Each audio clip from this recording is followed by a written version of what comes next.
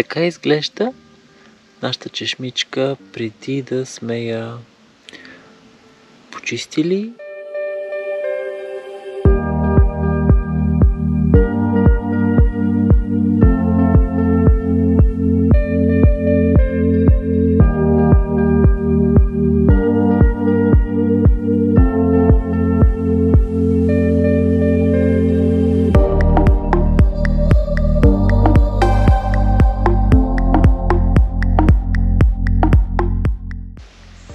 Чешмичката вече е достатъчно разчистена, за да почна да разкривам шахтата.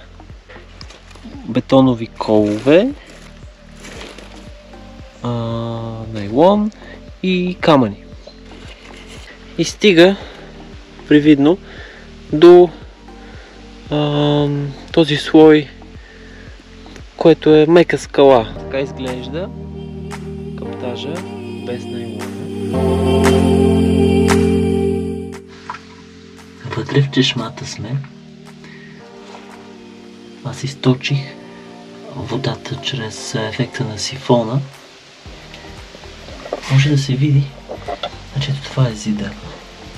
Ето тук е чучура, който завършва с коляно. Ето тук има едно изворче.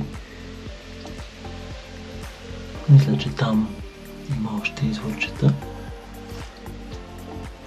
И мисля, че тук също има изворчета.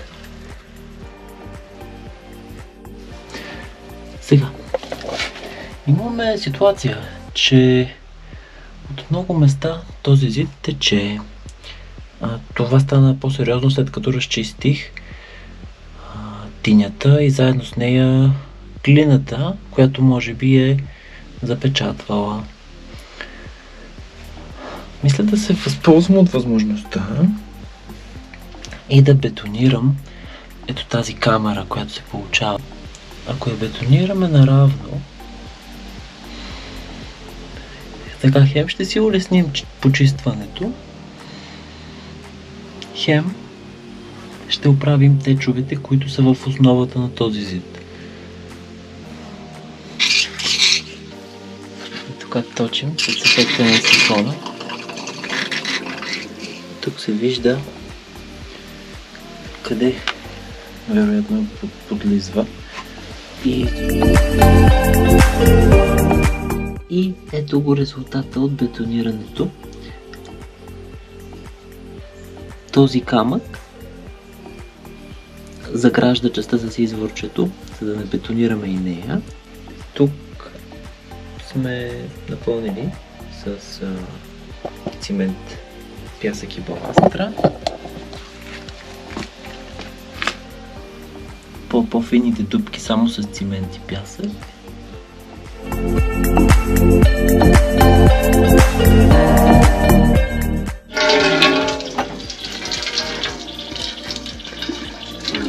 $12 литра за 5 минути.